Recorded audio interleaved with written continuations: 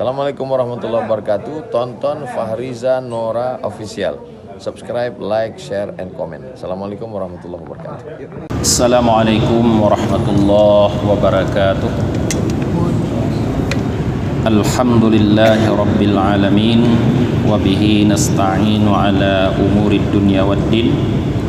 Asyhadu an la ilaha illallah wahdahu la syarikalah. Wa asyhadu anna Muhammadan abduhu wa rasuluhu la nabiyya ba'dah. Allahumma salli wa sallim wa barik ala sayyidina Muhammad wa ala alihi wa sahbihi ajma'in. Allahumma allimna ma jahilna wa dhakkirna ma nasina wa fahimna ma lam nafham. Subhanaka la ilma lana illa ma 'allamtana innaka antal alimul hakim. Rabbi shrah li sadri wa yassir li amri wahlul 'uqdatam min lisani yafqahu qawli. Al-babu tsani wa arba'una fi bayani dammil kibr. Bab yang ke-42 menjelaskan tentang tercelanya sifat sombong. Jadi para jamaah, kajian kita malam ini adalah tentang sifat sombong. Qaddamallahu kibra fi mawadhi'i min kitabih wa dhamma kulla jabbarin mutakabbir. Faqala ta'ala sa'usrifu an ayatil ladhina yatakabbaruna fil ardi bighairil haqq. Allah subhanahu wa ta'ala sungguh mencela sifat sombong di dalam beberapa tempat di dalam kitabnya. Allah subhanahu wa ta'ala mencela semua orang yang bersifat melampaui batas dan bersikap sombong. Beliau Allah berfirman di dalam Al-Quranul Karim dalam surah Al-A'raf 146, Sa'usrifu an ayati, akan aku palingkan daripada tanda-tanda kekuasaanku, alladzina yatakabbaruna fil ardi bighairil haqq, yaitu orang-orang yang bersikap sombong di permukaan bumi dengan tidak semestinya.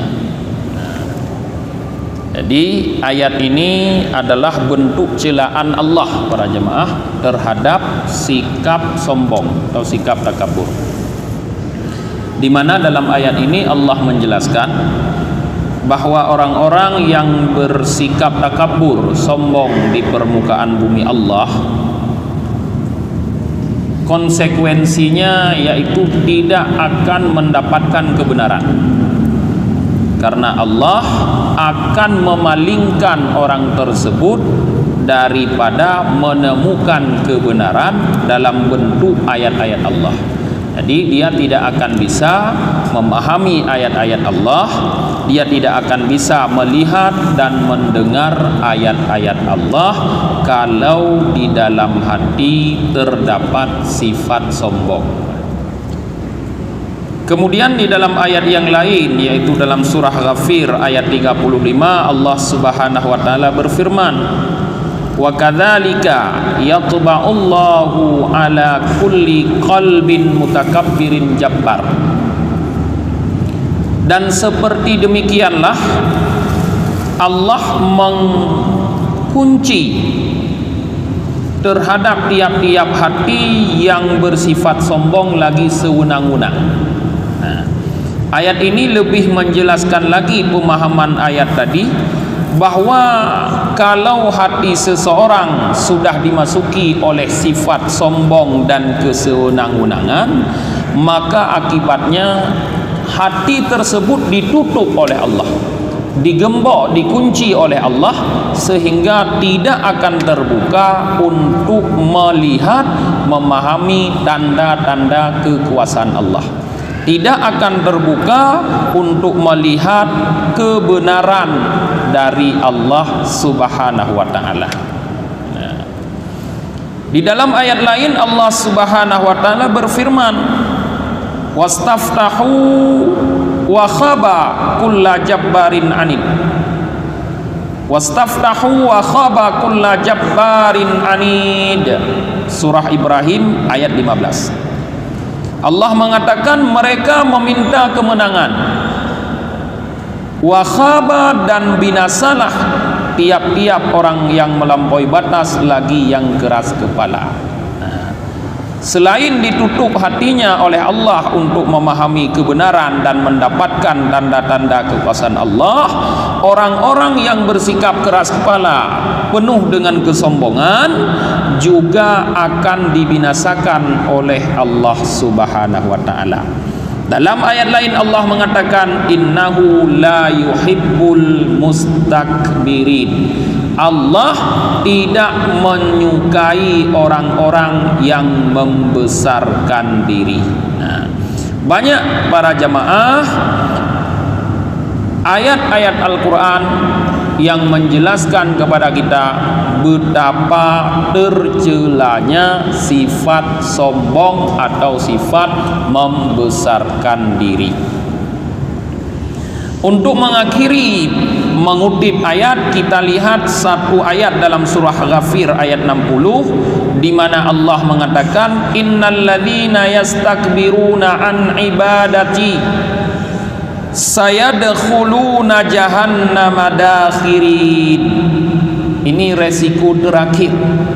Sesungguhnya orang-orang yang bersikap sombong daripada beribadah kepadaku, mereka akan masuk neraka jahanam dalam keadaan hina. Kalau di awal tadi kita mengutip ayat di mana di dunia hati mereka dipalingkan oleh Allah daripada memahami kekuasaan Allah, tanda-tanda keberadaan Allah, tanda-tanda kekuasaan Allah, di akhirat nanti sikap sombong yang ada dalam hati mereka akan membuat mereka masuk ke dalam neraka jahanam dengan dalam keadaan hina, kata Allah. Kemudian kita melihat beberapa hadis Rasulullah. Waqad qala Rasulullah sallallahu alaihi wasallam, sungguh telah bersabda Rasulullah sallallahu alaihi wasallam, la yadkhulul jannah man kana fi qalbihi mithqalu habbatin min khardalin min kibr, wa la yadkhulun nar man kana fi qalbihi mithqalu habbatin min khardalin min iman. Rasulullah menyatakan tidak akan masuk surga orang-orang yang di dalam hatinya terdapat seberat biji sawi daripada kesombongan. Biji sawi zaman dahulu adalah seukuran untuk menunjukkan sesuatu yang paling ringan. Artinya seringan biji sawi saja di dalam hati kita terdapat kesombongan, maka dengan itu menolaklah kita daripada surga, tidak akan masuk surga. Ternafilah kita daripada penduduk surga, tidak akan masuk surga, kata Rasulullah. Artinya kalau tidak masuk surga para jamaah, sama dengan Rasulullah mengatakan akan masuk neraka. Karena tujuan akhir hidup manusia nanti di akhirat kalau bukan surga neraka, tidak ada tempat lain. Jadi siapa saja yang sudah dibatasi tidak akan bisa masuk surga, mestilah dia masuk neraka. maka orang yang di dalam hatinya terdapat sedikit saja, seberat biji sawi saja daripada sifat sombong, maka pasti orang tersebut ditolak oleh surga dan masuk ke dalam neraka. Maka hati-hati dengan sifat sombong, para jemaah. Dan kata Rasulullah, tidak akan masuk neraka orang-orang yang di dalam hatinya terdapat sebesar atau seberat biji sawi daripada iman. Kalau kita pahami hadis ini dengan hadis-hadis yang lain, la yadkhulun nar di sini bermakna la yakhludu finnar. Tidak akan kekal seseorang di dalam neraka kalau di dalam hatinya terdapat iman seberat biji sawi. Kecil sekali iman yang kita miliki akan mampu menyelamatkan kita dari kekal dalam neraka. Nah, kalau kita sebagai umat Muhammad yang beriman mungkin semasa hidup pernah melakukan dosa-dosa besar, sampai mati tidak bertaubat daripada dosa tersebut, maka akan masuk neraka. Tapi karena dalam hati ada iman, dipastikan di saat berakhirnya hukuman terhadap dosa tersebut akan keluar dari neraka. Nah, jadi dosa besar yang dilakukan asal di dalam hatinya ada iman bisa keluar dari neraka. Tapi kalau dalam hatinya ada kesombongan, bukan iman, malah bukan bisa keluar dari dalam neraka, malah tidak akan pernah masuk ke dalam surga. Para jemaah. Kemudian di dalam hadis yang lain Rasulullah bersabda, qala Abu Hurairah radhiyallahu an, berkata Abu Hurairah semoga Allah ridha kepada beliau, qala Rasulullah sallallahu alaihi wasallam, bersabda Rasulullah sallallahu alaihi wasallam, yaqulullahu taala, Allah subhanahu wa taala berfirman. Nah, para jamaah, di saat kita menemukan ada hadis seperti ini di mana Rasulullah meriwayatkan firman Allah dengan kata-kata yaqulullah, ini artinya adalah firman Allah yang diturunkan kepada Rasulullah melalui jalur ilham, bukan melalui perantaraan Jibril. Langsung terilham ke dalam jiwa hati Nabi Muhammad sehingga beliau keluarkan firman tersebut dengan bahasa beliau. Kemudian para ulama menyebutnya dengan hadis qudsi. Maknanya dari Allah, lafadznya dari Rasulullah. Berbeda dengan hadis biasa, makna dan lafadz dua-duanya dari Rasulullah. Berbeda dengan firman yang diturunkan melalui Jibril, makna dan lafadz dua-duanya dari Allah. Ini hadis kursi berada di tengah-tengah antara Quran dengan hadis, karena di situ lafadz dari Rasul, makna dari Allah. Nah, dalam hadis kursi ini Allah subhanahu wa ta'ala, kata Rasulullah, berfirman, al-kibriya'u ridai wal azamatu izari. Kesombongan adalah kain selendangku, ridaku, kata Allah. Wal azamatu, dan keagungan, izari, adalah kain sarungku. Faman naza'ani wahidan minhuma, maka barang siapa yang menentang Allah dengan menggunakan salah satu daripada keduanya, artinya ada orang yang berusaha memakai ridha Allah dengan bersifat sombong, ada orang yang berusaha memakai sarung Allah dengan bersikap angkuh, merasa diri orang paling mulia, alqathu fi jahannam wala ubali, kata Allah, akan kucampakkan orang tersebut dalam neraka jahannam dan aku tidak akan peduli, kata Allah. Artinya kalau tidak akan peduli, tidak ada batas akhir di dalam neraka jahanam. Makna tidak ada batas akhir sama dengan khalidan fiha, kekal dalam neraka jahanam. Dua hadis ini para jamaah menggambarkan kepada kita bagaimana tercelanya sifat sombong. Bahkan seorang pelaku dosa, kalau dosanya dibarengi dengan sikap sombong, maka tertutuplah pintu taubat atau pintu maghfirah bagi pelaku dosa tersebut. Tapi kalau dosanya ditimbulkan bukan dari sikap sombong, tapi hanya dari nafsu syahwat semata, maka selalu terbuka pintu taubat untuk orang tersebut. Nah, kita lihat dosa yang dilakukan oleh iblis. Iblis melakukan dosa, yaitu tidak taat kepada perintah Allah. Usjudu li Adama, sujudlah kalian kepada Adam. Dia tidak mau sujud. Sumbernya kesombongan. Aba wastakbara, dia enggan karena sikap sombong. Sikap sombong iblis menutup pintu ampunan, sehingga sampai kapanpun Allah tidak mengampuni iblis, padahal dosanya cuma satu.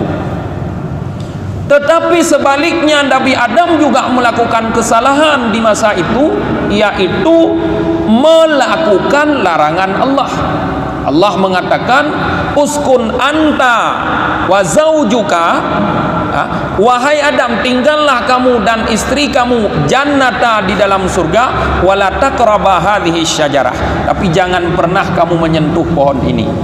Atas bujuk rayunya iblis yang bersumpah sebagai orang yang hanya ingin memberi nasihat kepada Adam, lalu Adam termakan dengan bujuk rayu tersebut karena ingin menjadi orang yang kekal dalam surga. Karena iblis mengatakan bahwa siapa yang makan buah pohon itu, dia akan kekal menjadi raja di surga. Keinginan ini adalah syahwat. Artinya Nabi Adam melakukan satu dosa yang besar dalam bentuk, bukan pada hakikat. Bentuknya sebagai sebuah dosa yang besar, yaitu melakukan larangan Allah yang sudah jelas dilarang oleh Allah. Wala taqraba hadhihi syajarah, jangan kalian berdua mendekati pohon ini, karena keinginan, karena nafsu. Terbuka pintu ampunan. Jadi lihatlah para jamaah, kalau anda melakukan dosa, kenapa dosa itu kita lakukan? Pakon dosanya anda puput ditanya, karena sikap sombong atau karena nafsu? Kalau karena sikap sombong, kalau sombong belum bisa ditanggalkan di dalam hati, maka tertutup pintu ampunan. Tapi kalau karena hawa nafsu, kapanpun Allah siap menerima taubat kita. Sehingga Allah mengatakan, qul lil ladzina asrafu ala anfusihim la taqnatu mir rahmatillah. Katakan hai Muhammad, bagi orang-orang yang melampaui batas terhadap diri mereka itu, artinya orang-orang yang melakukan dosa karena ajakan daripada syahwatnya, la taqnatu mir rahmatillah, jangan pernah berputus asa dari rahmat Allah. Rahmat Allah luas, ampunan Allah selalu terbuka.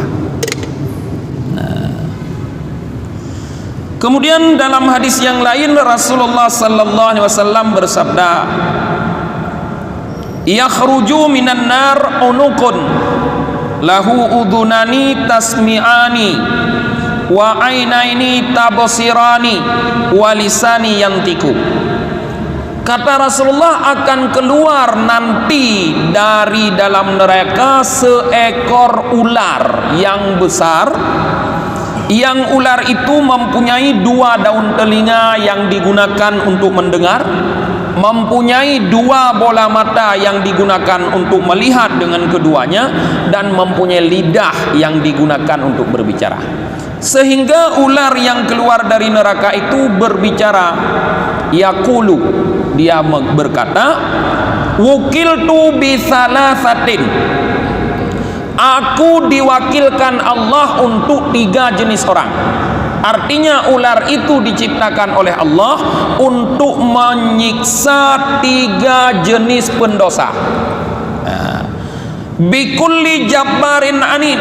Yang pertama, untuk menyiksa tiap-tiap orang yang berlaku sewenang-wenang lagi keras kepala. Artinya orang yang melakukan dosa dengan kesombongan. Karena sikap kesewenang-wenangan dan keras kepala muncul dari kesombongan. Wa bikulli man da'a ma'allahi ilahan akhar. Dan yang kedua, untuk tiap-tiap orang yang mengibadahi selain Allah Tuhan yang lain. Artinya orang musyrik yang menyekutukan Allah. Di samping dia beribadah kepada Allah, juga beribadah kepada selain Allah. Allah gitu mah, tapi na gitu mah hatra lain lom. Nyan ipulaku gebu ulu nyan deman urodo. Nyan tukang adu ulu nyan deman urodo. Yang ketiga, wabil musawwirin. Dan yang ketiga, aku diwakilkan, kata ular tersebut, untuk para perupa. Orang yang memahat batu membentuk seperti makhluk hidup. Orang yang memahat kayu membentuk seperti makhluk hidup. Para pekerja seni merupa seperti makhluk hidup. Itu juga akan diazab oleh ular yang diciptakan oleh Allah tadi. 3 orang. Nah, dari sini salah satunya kita lihat para jamaah adalah jabbarin anid, orang yang melakukan dosa, kesewenang-wenangan dan bersikap keras kepala, yang itu terjadi adalah karena sombong. Kemudian dalam hadis yang lain Rasulullah sallallahu alaihi wasallam bersabda, la yadkhulul jannata bakhilun wala jabbarun wala sayyi'ul mamlukah. Tidak akan masuk surga, kata Rasulullah, yang pertama bakhilun, orang pelit. Kau yang kredit han tamang surga, Rasulullah, orang yang pelit. Yang kedua, wala jabbarun, orang yang bersikap sewenang-wenang, artinya yang sombong. Yang ketiga, wala sayyul mamlukah, dan tidak akan masuk surga seorang pemimpin yang jahat. Nah, siapa saja yang menjadi pemimpin kemudian memimpin masyarakat atau rakyatnya dengan kejahatan, dengan kezaliman, maka dia akan menjadi salah satu yang tidak akan masuk surga. Kalau kita lihat dalam ayat yang lain, dalam hadis yang lain tentang pemimpin, misalnya tentang hadis yang tidak diterima salat oleh Allah, di mana Rasulullah mengatakan, salasun la turfa'u salatuhum. Ada 3 orang yang tidak akan diangkat salat mereka. Arti tidak diangkat, tidak diterima. Ledra urung han keterimang semayang, dum'e kesemayang han keterimang oleh Allah Ta'ala.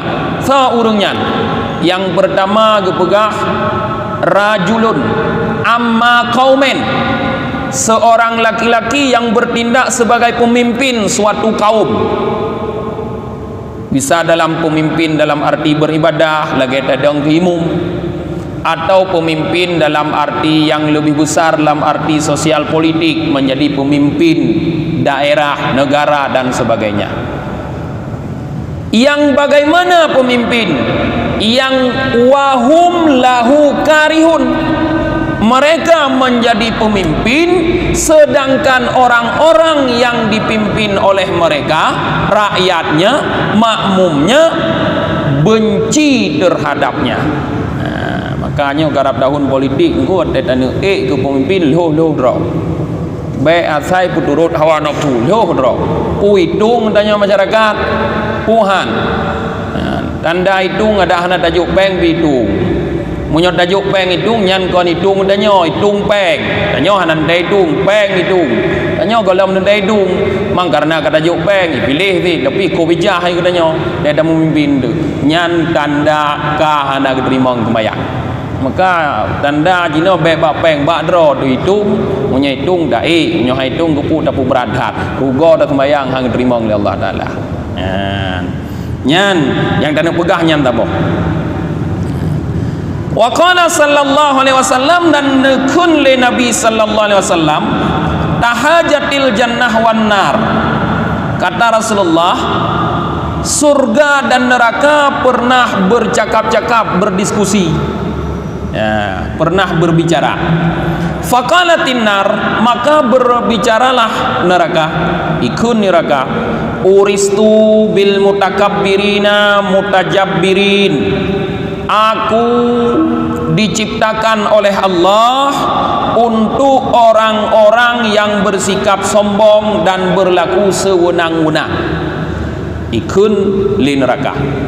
Wa qalatil jannah, dan surga pun berkata, mali la yadkhuluni illa du'afa minan nas wasuqatihim wa ujazatihim. Ya, kenapa denganku tidak boleh masuk ke dalamku kecuali orang-orang yang lemah daripada manusia dan rakyat jelata mereka itu dan orang-orang yang lemah di antara mereka. Faqala Allah lil jannah, maka Allah menjawab pertanyaan surga.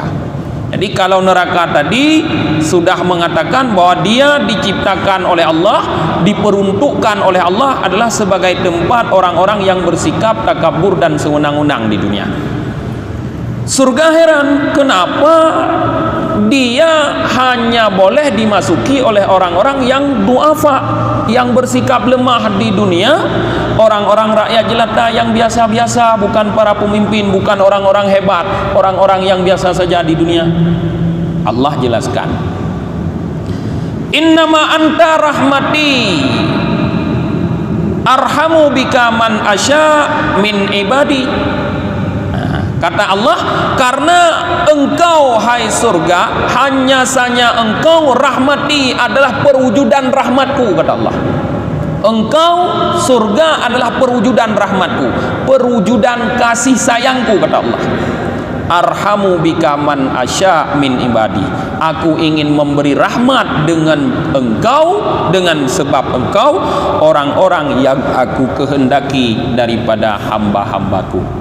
Jadi artinya orang yang ingin diberikan rahmat oleh Allah adalah orang-orang yang bersikap lemah, ya orang-orang yang biasa-biasa saja hidup di dunia ini, bukan orang yang hidup dengan penuh kesombongan dan pamer.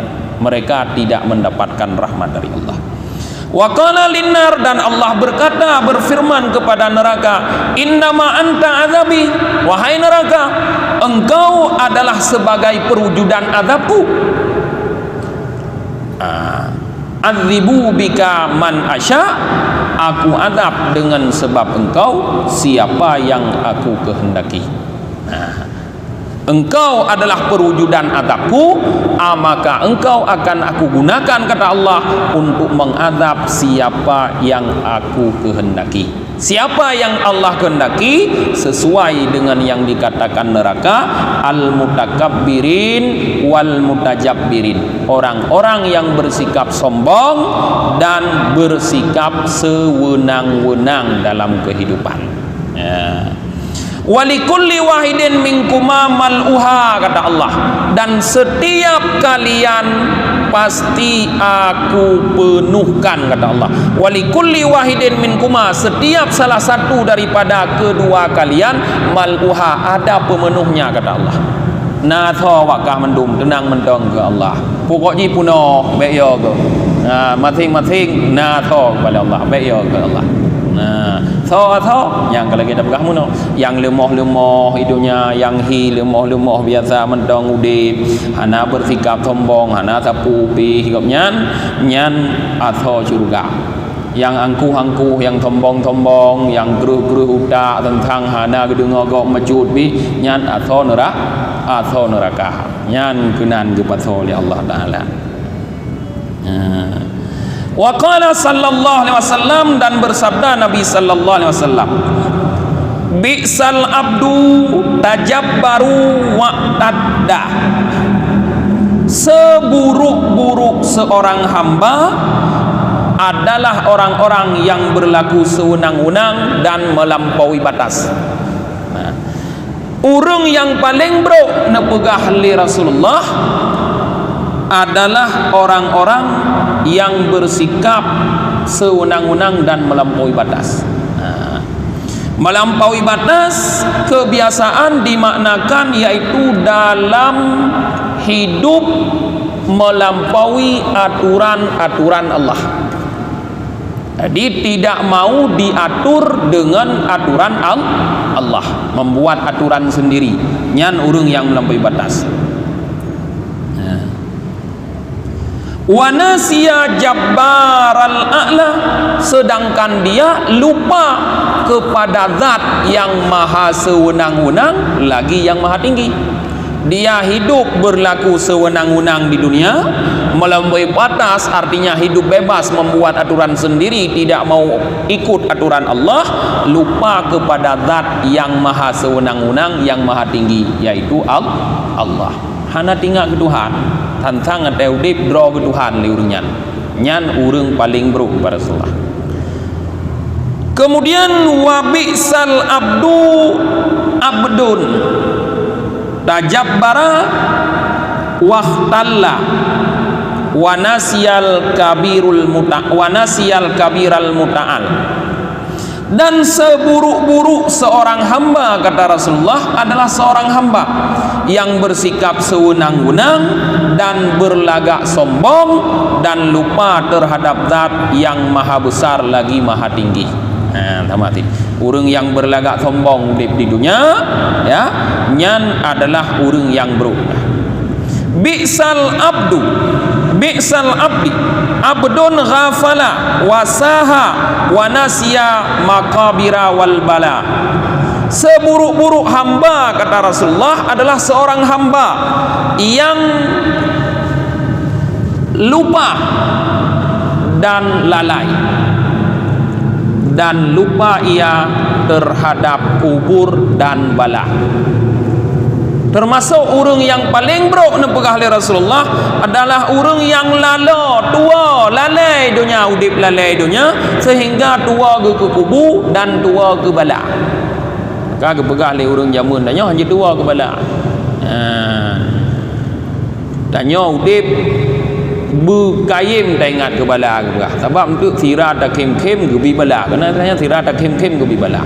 Jadi di saat senang jangan pernah kita lupa akan terjadi susah. Baik tua tu susah. Sehingga monyohana tua tu susah, katanya akan bersyukur terhadap kesenangan. Sebab itu akan susah. Nah, menangsit di saat kita hidup jangan lupa terhadap kubur. Karena taudip dunia tidak tegai untuk dalam kubur lebih drip taudip. Pula urang-urang yang kawai meninggal, karya ribuan tahun yang meninggal. Pada tahun kemudian hidupnya berapa tahun mereka hidup di dalam kubur. Ada tanya pi dalam tentai bagah dah kiamat. Belum tentu besok ke kiamat. Ka tiak tegai dalam kubur tanya dalam tentai. Boleh jadi udip di dunia 70 tahun, tapi bisa saja dalam kubur 70 tahun. Baik gara-gara beok gebi utwat oleh Allah untuk udip di dunia, lale tua tu ke udip yang drip di akhir di dalam alam kubur. Nyan baik tua tu. Artinya katanya harus selalu mempersiapkan perbekalan untuk menghadapi alam kubur dan bala. Wa bi'sal abdun ata wa bagha wa nasiya mabda wa muntaha. Dan seburuk-buruk seorang hamba, kata Rasulullah, adalah seorang hamba ata wa bagha, yang melampaui batas lagi yang zalim. orang yang hidup melampaui batas, tidak ikut aturan Allah, lagi zalim terhadap orang lain, wa nasiya mabda'a wal muntaha, lupa terhadap di mana dia mula dan ke mana dia akan berakhir. Hana tek untungnya keungutanya. Awai danyo pane du roji. Pak du roji segala lagi nyoy danyo. Kiban du roji. Hana tingat du membacut pi. Dan ho tentu lagi danyo tua tu. Urang-urang yang tua ke awai dan ke akhir sehingga hidup dalam keadaan melampaui batas dan kezaliman, itu adalah manusia terburuk kata Rasulullah. Kemudian dalam hadis yang lain Rasulullah, hadis ini disampaikan oleh Abdullah bin Umar. Beliau berkata, anna Rasulullah sallallahu alaihi wasallam qala, bahwa Rasulullah sallallahu alaihi wasallam bersabda, inna Nuhan alaihi salam, sesungguhnya Nabi Nuh alaihi salam, lamma hadarat hul wafah, manakala beliau hampir wafat, da'a benaih, beliau memanggil kedua anaknya, anak laki-lakinya.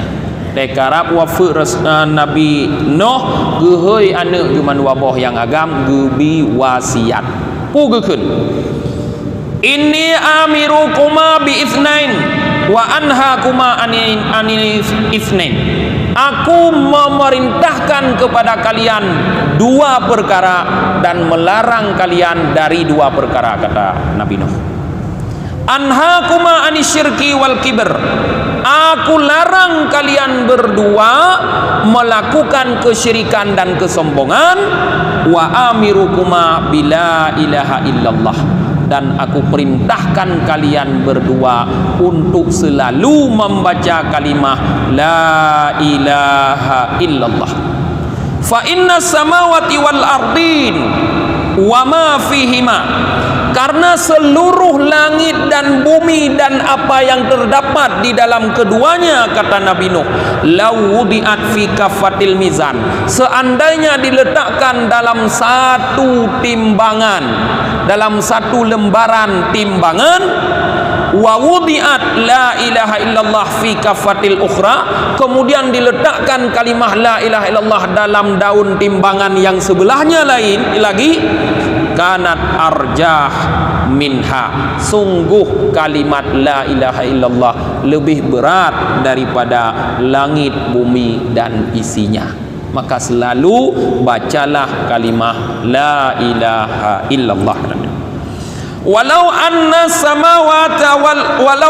samawati wal ardi wa ma fihinna kanat khilqatan jima, fawudiat la ilaha illallah alaiha laqassamatha, seandainya langit-langit dan bumi, kata Nabi Nuh, dan apa yang terdapat di dalamnya, dia berbentuk lingkaran yang keras, kalau seandainya diletakkan kalimah la ilaha illallah di atasnya, sungguh langit dan bumi itu remuk. Artinya betapa beratnya kalimah la ilaha illallah. Itu perintah yang pertama. Kemudian perintah yang kedua, wa amirukuma bi subhanallah wa bihamdihi, aku perintahkan kalian berdua, kata Nabi Nuh, untuk selalu membaca kalimah subhanallah dan kalimah hamdihi, alhamdulillah, tasbih dan tahmid. Fa innaha salatu kulli syai', karena dua kalimat tersebut, kata Nabi Nuh, kalimat tasbih dan tahmid adalah salat seluruh makhluk. Jadi makhluk-makhluk lain salat dengan membaca kalimat tasbih dan tahmid. Kita cerita malam nyantai Mi'raj Rasulullah.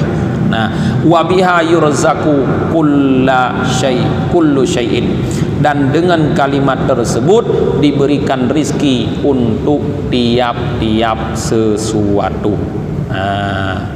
Para jamaah, mungkin karena waktu sudah waktu Isya, kita akhiri pengajian kita pada malam ini dengan sama-sama membaca doa akhir majelis. Subhanakallahumma wa bihamdika wa nashhadu an la ilaha illa anta wa nastaghfiruka wa natubu ilaik. Subhana rabbika rabbil izzati amma yasifun, wassalamun alal mursalin, walhamdulillahi rabbil alamin. Sallallahu ala Muhammad, sallallahu alaihi wasallam, sallallahu ala Muhammad, sallallahu alaihi wasallam, sallallahu ala Muhammad. Ya Rabbi salli alaihi wasallim. Salli wa radiyallahu.